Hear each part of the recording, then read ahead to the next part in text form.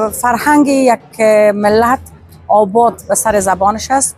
هر قدر پاسداری محکم از زبان یک کشور باشه، زبان یک ملت باشه، اما قدر آثار فرهنگی و معنویش زنده و پایدار باقی میمانند.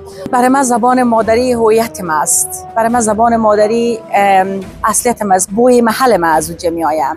من خدا وقتی که شناختم باز روی از زبان هر کلمه‌ای که من امروز افاده میکنم، احساس درون خود امرایش از طریق زبان مادری او را من فوق العاده تر نسبت به هر زبان دیگه که اگر من بعداً یاد گرفتیم او را بهتر و خوبتر من میتونم افاده بکنم. من به افتخار از این روز بزرگ، از این روزی که با تمام خوشقلبی و مهربانیایی که در هر انسان وجود داره، روز زبان مادری یکی از افتخارات بزرگش است که با مو خوشقلبی او را تجلیل بکنم. من میخوانم برای بینندگان گل شما که من پارسی زبان هستم، ار آینه هم نازد من پارسی زبان هستم، با نام تو ای پارسی فاخر به جهان هستم.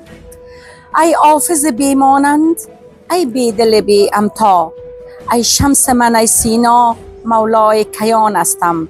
من پارسی زبان هستم، من پارسی زبان هستم.